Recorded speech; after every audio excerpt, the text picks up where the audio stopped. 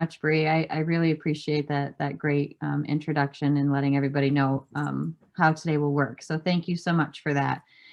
Good morning, everybody. I really appreciate you taking the time to join us this morning for collaborating to bridge the gap between high school and college level research.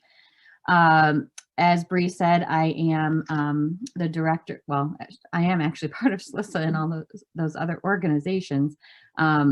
But just a little bit more about me. Before becoming a school librarian, I was a high school English teacher.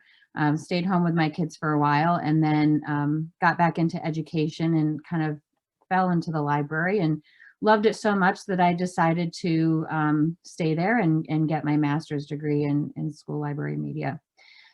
So that was in about 2007. I worked in 2 different schools until August of 2017. I became the school library system director at Questar 3 BOCES, and that covers Rensselaer, Columbia, and Greene counties. We have 23 districts and we serve over 36,000 students.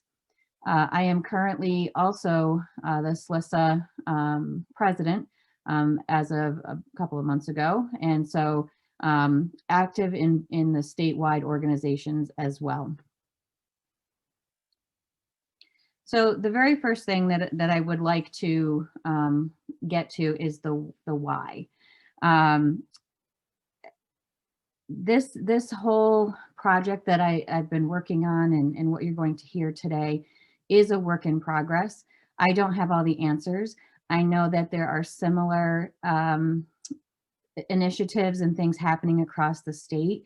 And so one of the things I would love to see you do today, if you are already doing this work, if you are doing different things, I would love to hear what those things are. And I'd love to see you put those right in the chat. So please feel free that if you are doing really wonderful things in your region, please share that.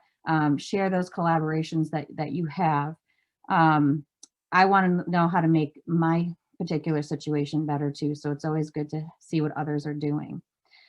So the very first thing that I want to kind of talk about is I want you to take a moment and I want you to think back to when you first went to college, if you went to college, or maybe even when you were still in school and your teacher assigned a research project.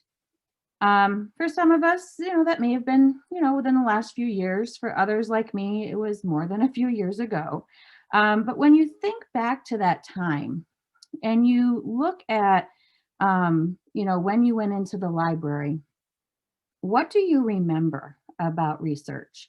What do you remember about using the library? So just take a minute, and if you're comfortable and you want to, feel free to add an experience that you may have had in the college library or in your high school library if you did not attend college, and just tell us a little bit about your experience.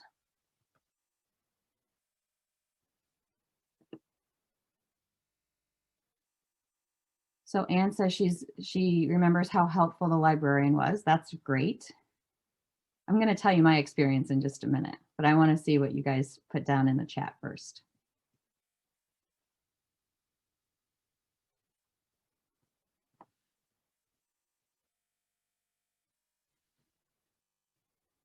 Only got the very basics in high school. Okay, card catalog fascinated me. I will tell you that it scared me. I'll tell you about that in a minute. Definitely seeing a lot of helpful librarians in college. That's great.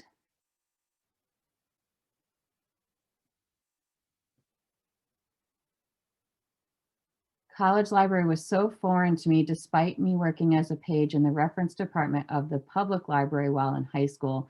And Beth, you know what? That's a perfect segue into my own experience in telling you about that. So for me, when I was in high school, I really didn't have access to my high school library very much because my classes filled my day. I didn't have a study hall or time after school to attend the high school library. So for me, my public library became where I did a lot of my research for any research papers that I had to do for school. And so, which was great. And I had a really positive experience with my public library and helping me. So that was good. But when I went off to college, first of all, I was the first person in my family to attend college. So I didn't really have that experience of, you know, relying on my family to tell me about their experiences. Um, so that was a little bit of it. But when I got there and I actually started to have to do some research in the college library, I was very confused. I didn't know how to find things because it wasn't classified like it was when I went to high school. They didn't use the Dewey Decimal Classification System. Um, Using databases back in the late 90s, which is when I was in college, wasn't as easy as it is today. And the people who were working in the library that I was in actually weren't overly friendly. They were actually a little intimidating. I didn't want to be seen as not knowing anything about the library. I actually tried to find workarounds to going to the library when I had to do research for a class. Of course, this was well before I even dreamt of being a librarian myself. So everybody has lots of different experiences, and I love to hear when they have, excuse me, my dog seems to have found a leaf in the blowing. So anyway, everyone has very varied experiences, and I love to hear when they have great experiences with their either high school or college librarian. But I also always remember back to my own experience, and I don't want others to feel that way. And so to me, this is kind of a bit of an important topic, one that I've really put a lot of time and effort into. Okay. So before we kind of get into how I have performed or figured out my program, one of the things that I would really like to do is kind of poll you. And I'm not sure if you've used Poll Everywhere before or not, but there are two different ways that you can access and answer the question that's on the screen. So the question is, why is it important to address the transition from high school to college? And you can either open up a new tab on your computer and go to pollev.com/CarrieB217 and type your response, or you can text, if you have your phone handy, you can text Carrie B217 to 22333 to join the session. And once you do that, then you can text in your response. So I'm going to leave this up here for just a minute so everybody can go ahead and take a look and answer the question, and then we'll go and we'll look at the results in just a second.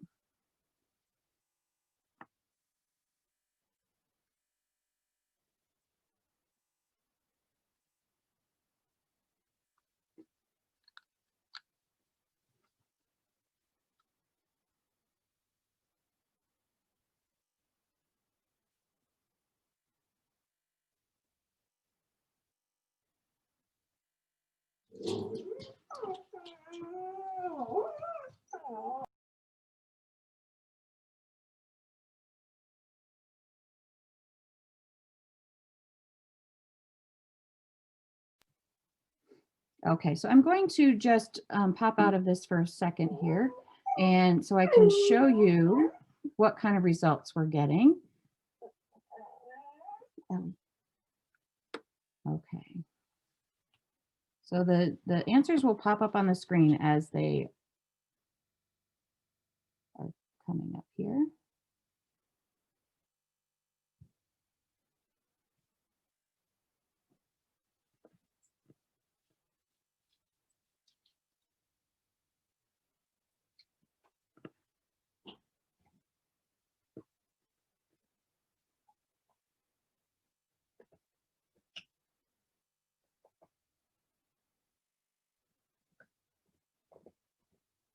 What great ideas you're putting in here.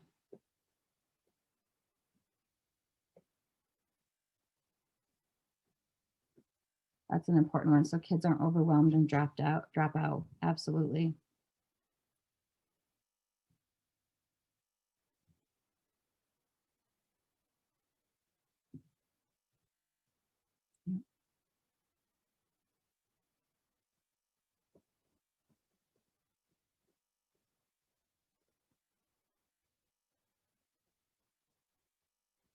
Yep, giving them tools for successful experience in college and beyond, because they will eventually leave college too, and they still need to know how to research successfully.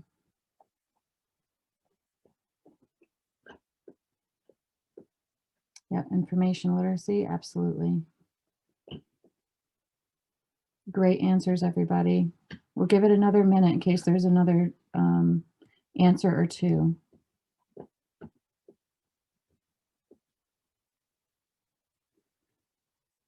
Okay, it looks like we are finished. All right, so just to come back here. We'll keep it right there. So now that we know a little bit about your experiences and you have explained why you think it's so important, let me tell you a little bit about how we got to where we are today. So it's a very brief history lesson, and it's not even a way in the past kind of history lesson. But so as you probably know, within our state, we have ESLN, which is the Empire State Library Network. And within ESLN, there are different, areas. And in my region, it's the Capital District Library Council. And they have been absolutely instrumental in this entire project, and I could not have done it without them. So their programs and services, as you probably know, include continuing education, access and awareness of the library collections, access to digital resources, member grants, and advocacy efforts. So when I first started in my position as an SLS director, I met with the executive director of Capital District Library Council, or CDLC, and that's Kathy Gundrum, for those of you who don't know. And I met with her so that I could kind of learn about her services and discuss kind of how we could work together. Before that, when I was in the school library, I really didn't have a lot of experience with CDLC. I know they had come to some of our professional development and they had talked to us about the DAP card and some of their resources, but that was just very surface level, and I did not know much more than that about it. So in our discussions, when we were talking, Kathy and I brought up that there's this disconnect between high school and academic libraries research. We discussed how many times students get to college and they're prepared for the rigors of research at that level, and often don't understand the expectations of them. And I remember seeing in that poll everywhere, there was that talk of rigor and being able to meet those expectations. So we both kind of realized that this was a really big issue that hampered student success, not only in our region, but also across the state and most likely across the country. And having given this presentation at AASL last year, I can tell you that it's definitely something that's going on across the country as well. So during this meeting, Kathy and I brainstormed a little and decided that it might be a good idea to bring high school and academic librarians together to start a conversation about this topic. We wanted to start to bridge that gap between high school and college level research. And so we started down this path that has really led to a lot of different symposiums and now an interest group and that kind of thing. So that's kind of where we're going to go. I'm going to tell you all about how we did that. So we've done 3 symposiums so far, and we look at them as opportunities for learning from others. And we needed to know first what we didn't know. We needed to know what was happening already and what we may need to do to supplement and help bridge any gaps in our roles. And so when we planned the first symposium, we planned it in June of 2018. And we had the theme of, what does research look like in your library? We held a half-day symposium that included presentations from academic and school librarians. And we asked them to address that question of what it looks like in their library. Attendees were excited and engaged in the presentations, and that sparked a lot of discussion. Because of that engagement and discussion, we actually ran out of time. And that's a good thing, because then you know that you have a really engaged audience and that they are willing to learn more. So that was was actually a good thing. So when surveyed, the attendees overwhelmingly expressed positive feedback. People really appreciated hearing the perspectives of both academic and high school librarians and left with ideas on how they could improve their instruction to better prepare students for college level research. It was actually so well received that right after the session, one of my superintendents emailed me and asked if I'd be willing to repeat the symposium so that his teachers could attend. Part of that's because this particular superintendent has a wife who is a school librarian, and so that's always a good thing when you've got a superintendent reaching out asking for you to repeat something. So because of this, Kathy and I decided to plan a second symposium for that fall. And we're going to talk about the outcomes a little bit more towards the end and what we learned out of all of these symposiums, because each one kind of layers onto the next one. So our second symposium was 5 months later, and that was a lot to pull together in a very short amount of time. But this time, what we did was we decided to make it a full day event, and we invited a public librarian to attend and kind of answer that question of what does it look like in your space as well. Because yes, school and academic librarians need to know so that they can plan, activities and things to prepare students. But in my case, as you heard earlier, the public library was really where I went to do my research. And I'm sure I'm not the only student who had no time in their schedule and needed to rely on the public library. And so that's one of the reasons why we thought maybe inviting the public librarian in to talk about how they help support students, that would be beneficial. And it really was. It was really nice to hear the perspective of the public librarian and how they are helping students with their research. We did add a culminating activity because there was so much interest in this that we wanted to know where people wanted to go next. We wanted to know if they wanted to gather and start working on something specific, if this was just a great thing to attend and then that's it, nothing's going to happen. So we did add that activity at the end, and that proved to be really helpful. The attendees for this second symposium included teachers, an administrator, special libraries, and school and academic librarians as well. The feedback was positive again, and the attendees said, we need to continue this conversation. This is very important work. Interestingly enough, during this symposium, someone had brought up the idea, or the fact really, that students with special needs do not necessarily receive the support that they need because once they get to college, they have to advocate for themselves, when in the past, they've had others, such as teachers, parents, or administrators, advocating for them.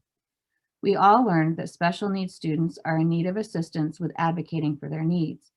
A need for more education on this topic was requested as a result. So basically what happened was someone brought this idea up, and honestly, I didn't even know that when students went to college, if they had special needs, that they had to advocate for themselves. So for me personally, that was a big learning experience. And as a result of that, we ended up having our third symposium focused on special needs students. And we'll get to that in just one second. Because before that third symposium, because of the popularity of this topic and the importance of it, CDLC started an interest group that meets regularly 4 times a year in order to continue the discussion and of helping students transition from high school to college. We realized that this group needed to address more than just the transition for research. Our third symposium, we got it in just under the wire in January, right before, a couple months before everything closed down for COVID. And our focus was on preparing high school special needs students for success in college. We held it at Hudson Valley Community College, and we were very grateful to them for hosting us. They even did a tour of the library after, and that was really helpful. And it's always nice to see someone else's library. The presenters that we included in that particular symposium were Access VR, We had social workers and academic librarians presenting, including a student from UAlbany who talked about their experience. We had a BOCES transition coordinator. She's also a guidance counselor present. The Center for Access and Assistive Technology, the New York Talking Book and Braille Library, and the Autism Society of the Greater Capital Region were all presenters at this symposium. It was originally scheduled for June, the previous June, but the timing of it wasn't great because academic librarians were out for the summer and school librarians were very busy trying to finish up their school year. So we didn't have very many people participating, and so we decided to move it to that January time. At the January symposium, we did have 35 people. Most were librarians, either academic or school, but we did have a few public librarians too, which was very good. Going forward, we do want to design a symposium that invites other educators and administrators so that we can reach a wider audience. The biggest reason for this is that at this particular symposium, people were saying, gosh, I wish my guidance counselor were here. You know, I really wish that our special education teachers were here. And so when we think about our next symposium that we have yet to plan, that's something that I think we'll definitely keep in mind. So it was a very long day. One of the things that we learned from this was that we packed way too much into this day. Everybody's brains were just completely full when they left, which that's not necessarily a bad thing. But I think having time to process a little bit more would have been helpful. But again, if I had to cut anyone out of here, I don't know who I would have cut out. So definitely, even though it was a full day, it was worth it. Okay, so here's what we learned from each of the symposiums. Again, I do have to say that none of this work would have happened without the Regional Library Council, without CDLC's help, especially Kathy Gundrum. Especially being new to my position in 2017, I didn't have the connections needed to pull this off. I did not have connections with academic or public librarians in the region. And so they had that ability and they were extremely helpful in getting these symposiums off the ground and inviting people who could present and do so in a wonderful way. So as a result, though, we've been able to make connections across various types of libraries and look at ways in which we can help each other. You know, that's something that becomes more and more important as we go on, especially in this pandemic. We can't do this alone. There's nothing that we can do alone that's going to really, you know, have a significant impact. And so when we have the ability to collaborate with others, we really need to do that. And throughout the process of hosting these symposiums, we did learn a lot about why there might be a gap in research abilities between high school and college. It was interesting because in both the high school and the academic library worlds, librarians said that even though they teach the students the skills necessary to research effectively, students don't necessarily retain that information from year to year or even from semester to semester. That was very eye-opening because I think in some cases there's this thought of, well, you know, those high school librarians aren't teaching and, you know, they come up here to college and they don't know anything. But the high school librarians are like, yes, we are, we promise, we're really teaching them, but it's just not sticking. We also found or realized that, you know, not all high schools have a full-time librarian who's devoted to high school only. So for example, before becoming an administrator, I was in a K-12 school. I had fixed elementary classes that met twice in a 6-day rotation. This left very little time for collaboration and teaching at the high school level, even though librarians are mandated at the secondary level in New York State. So my first few years, I could really rely on my TA to teach elementary classes while I taught the high school classes, but the school fell on hard times, and so they had to pull that TA and ended up replacing them that person with 4 aides. And in New York, aides aren't really allowed to teach. And so it was very difficult in my situation to be able to see those high school students and teach them the skills that they needed to go on to college and be successful researchers. And I know in other libraries in the schools, they have excellent programs, but as we found out, kids aren't always remembering. So one of the things that was very interesting is one of the districts, as a result of learning from the first symposium about, you know, the what students need to be ready in the academic world, they actually changed up their whole program. So instead of trying to focus on all of the skills every year, in 9th grade, for example, they decided to focus only on creating citations and what that would look like. And then in the second year, they would focus only on another thing. And so by the time that the students were seniors, they had had all of those skills and had practiced them so many times that there's no way they could forget them. And I know they're not, that's only been a couple years. So I do want to come back to them and figure out if that's working any better and see if that would be helpful. The other thing is, in some cases, staffing levels might be acceptable for teaching research, but the program itself isn't developed. There's no curriculum or collaboration in place. And so students kind of lose out on learning the right way to research. It's very, very difficult sometimes. If you're working in a school and teachers aren't always willing to work with you, that can be a challenge. Now, there are lots of ways to get around that challenge, but sometimes there's just always going to be that teacher or two who isn't willing to work. Another thing that we kind of learned out of this was that academic libraries didn't necessarily understand the unique circumstances that a high school might be in with regard to a certified librarian and the program that's available to them. So they didn't realize that in cases like mine, those students might not have had the best possible experience to be ready for academic learning. And then in other cases, they may be completely ready because the librarian was devoted only to preparing those students. In the academic world, each professor, this was really very interesting, had different requirements for students with regard to research. And so that made it very challenging for students. If you don't have it consistent across the board for them and they're trying to learn the way that this professor wants it versus the way that that professor wants it, that's challenging. And not something that is easy to do, to just switch like that. So that was really interesting. We found that some professors required MLA, others APA, or other citation styles that aren't readily used. Some are more particular than others. And this leads to really confused students who don't know that the library can help them with that.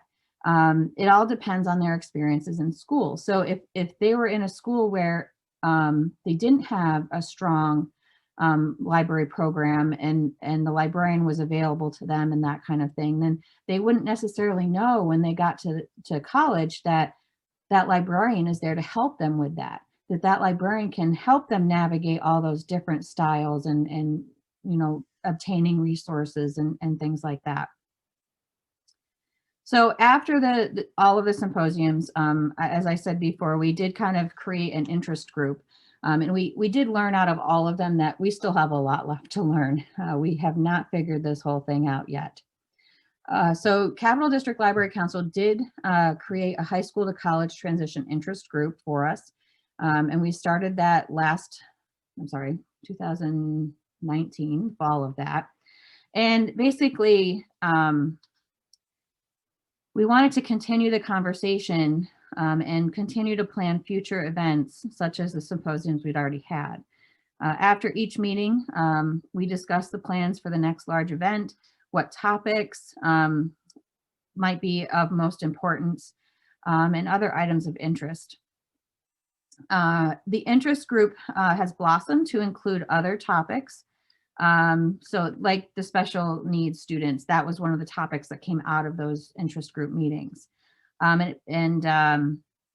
We're also looking right now at ways to create a clearinghouse of information As a partial solution to helping students better prepare for college level research, someone brought up at one of the meetings that it'd be good to know which academic libraries would be willing to host students for visits, possibly visit schools themselves, or somehow work with students to help better prepare them for college.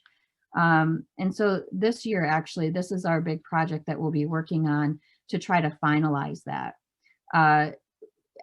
We're very lucky in our region, in the capital region. We have a lot of different colleges and universities, and we have obviously a lot of schools as well. And so making those connections between those two groups would be really helpful. And I know that from the school librarian perspective, I have school librarians who would love, and actually have already had academic librarians come in or have taken their classes to the college level or college libraries so that they could see what it's like and see that librarian as a resource for them. And so we just want to make it a little bit more organized so that people can really, you know, find out and use that, that resource for them. So in our first year, we did meet at CDLC in 2018-19. And then last year, until COVID hit, what we were doing is we were rotating our meetings.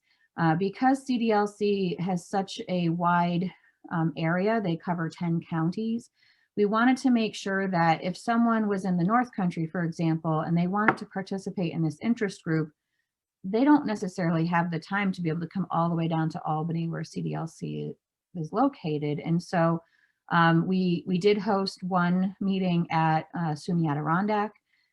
We were planning to host a meeting at a high school, and that's right about when schools closed. So that ended up being a remote meeting instead. And then also we were going to be meeting at a BOCES, at the HFM BOCES as well. But unfortunately, COVID hit, and our last few meetings, we were not able to meet in person. And we had started trying to offer that virtual option, that Zoom meeting, as we were doing the location rotation.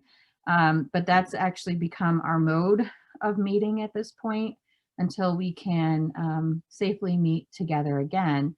But when we do have that ability to meet together again, I do want to continue to rotate where our meetings are, because I think it's important that everyone within our region is able to attend if they would like to.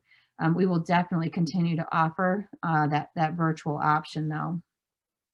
Actually kind of gets us into our next slide. In terms of COVID-19 effects, I told you about the virtual meetings, but actually our first meeting of the year is next week, and our discussion is going to revolve around reopening and meeting student needs, you know, in the reopening process. So that's kind of going to guide our first discussion, but also probably our next symposium. We don't have a topic, venue, or platform yet, but I have a feeling it will somehow revolve around COVID-19, and it will probably be virtual. But it's really up to the interest group. I am one of the co-leaders of that, and we really have a good group of people who get together and have discussions. So some future goals for us, we do want to continue the yearly symposium, as we talked about. That clearinghouse of information is definitely on the top of our list for this year.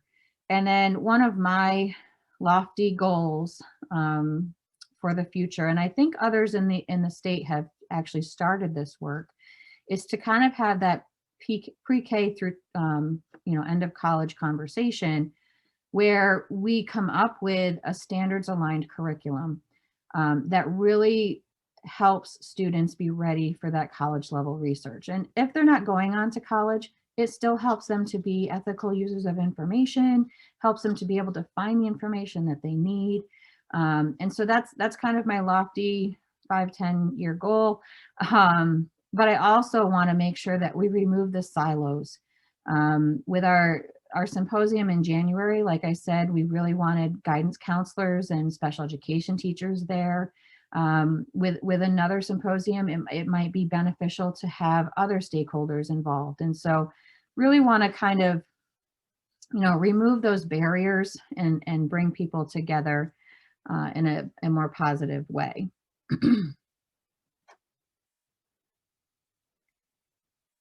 So, have you already done any work with regard to bridging the gap in your own regions? I know we have people from across the state here. So if you want to just put in the chat some of the ways that you have already reached out maybe to a high school librarian or an academic librarian, what work you may be working on already. If you want to put that in the chat, we'll take a look.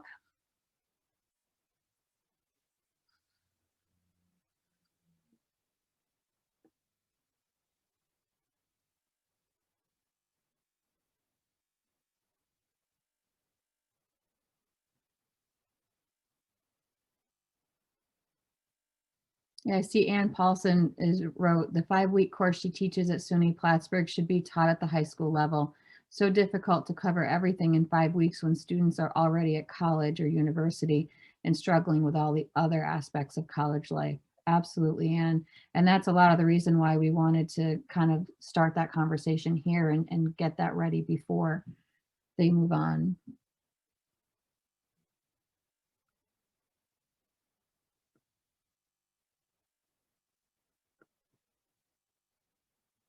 Working as a youth services librarian and a college librarian, that is really great, because then you do see where those gaps might be and be able to help fill that in.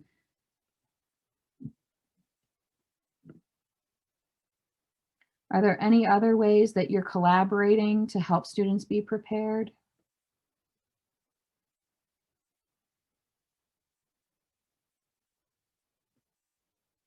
So Anne, it sounds like maybe you need to put in a presentation proposal for next year on your course that you're teaching.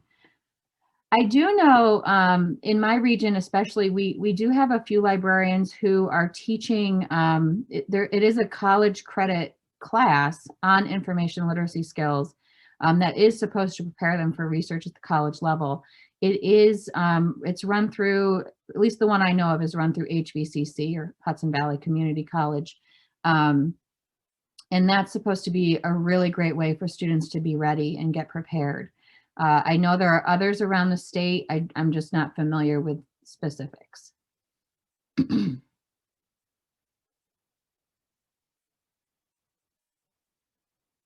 Yes, SUNY Brockport, the annual conference out there with Monroe Two BOCES, absolutely. Some year I'm going to actually get out there and go to that. That is a really valuable day if you can ever get to it. They have students presenting, they have librarians presenting, and it's just an amazing thing from what I hear.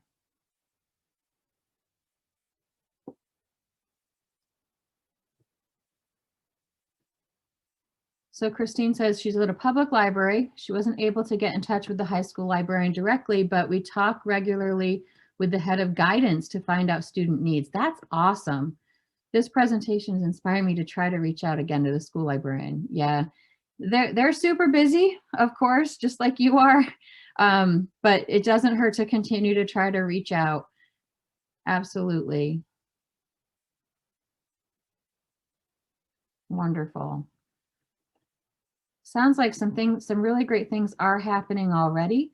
It's so good to see that. You can continue to add them into the chat if you want.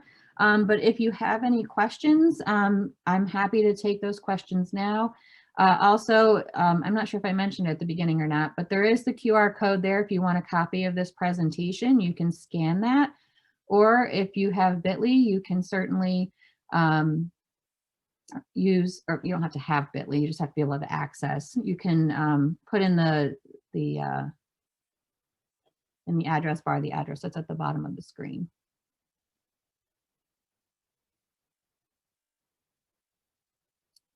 Does anyone have any questions today?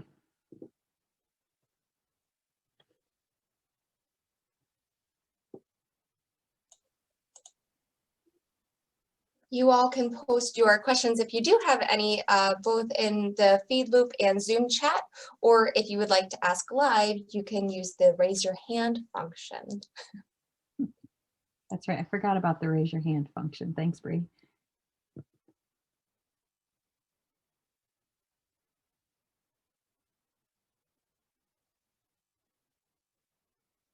No questions.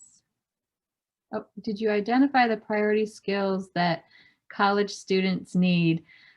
Hi, Barbara. So glad to see you're here today.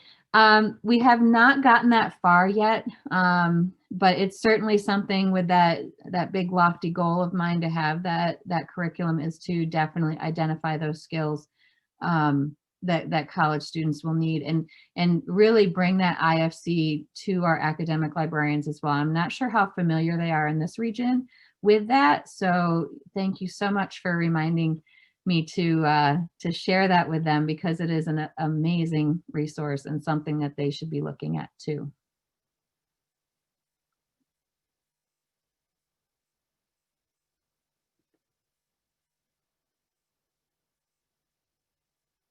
Yes, this idea of the elementary school being, yes. So Beth writes, your question helps raise the question about the difference between bridging the gap between elementary and middle school when many students have their first experience in a school library in the middle school. Yes, so it really depends, you know, if there isn't a school librarian at that elementary level and they're not even having an experience until middle, even high school, that is very difficult. It's a challenge. And there are definitely a lot of gaps at that point too.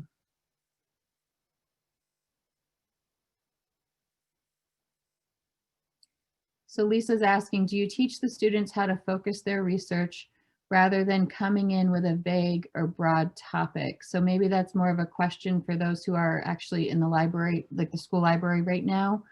I can tell you in my own experience, I very much followed the inquiry model that actually Dr. Stripling created, and using the IFC for that. And so for me, I would definitely create research projects for students that involved a lot of choice. It may be that we were, you know, studying, I don't know why this one always pops in my head, but the War of 1812 in second grade, because that was part of Common Core ELA at the time. We may be studying that, but there's so much within that students can learn about that's interesting to them. And so that to me was very important. They would develop questions around that a topic of their choice, and then determine how they were going to go about researching that and just following that inquiry model, so that they, at the end, were pretty much experts in whatever they chose to research. So Melissa is asking, do any public libraries offer research type skills? We have been thinking about offering these types of workshops, but haven't tried yet. I'm not sure we could get high school kids to the library to do the class. I know of one, and I apologize, I don't remember which one, but I know that there's a public library in New York City that has put together, it's more of a thing for, I think, teachers, not necessarily kids, on information literacy and teaching information literacy. They actually presented at NYLA or Sizzle last year, meaning 2019. But that might be something worth looking into. As far as getting kids to the library, the high school kids to the library, don't underestimate it. They may be interested in something like that. But what would be even better is if you can reach out and speak with you know, their high school librarian, and see how you can work together to you know, to get those kids in and get those skills taught. And you know, so you're not overlapping and not, you know, recreating the wheel.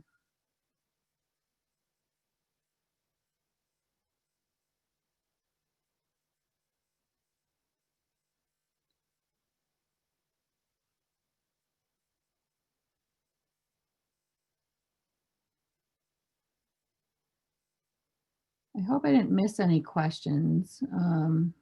Trying to see them as we go through. Are there any other questions?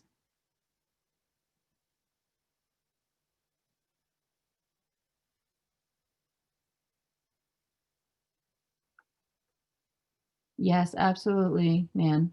Good point. If you partner with a college librarian too, that would be more attractive, as they would also be another expert to look at. Yep.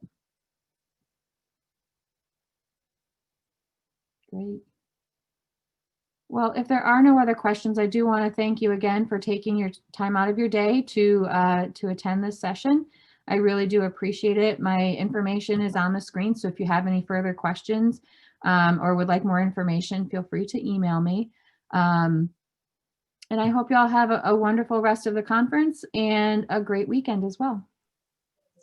Thank you, Carrie, so much. Obviously, it sparked quite the discussion both on FeedLoop and in Zoom. So lots to think about, lots to leave with. So I'm sure your inbox is going to be full after this with more discussion. So again, thank you, Carrie. Thank you, everyone who attended this morning's program. And I hope to see you at another one later this afternoon. Thanks, Carrie. Thank you.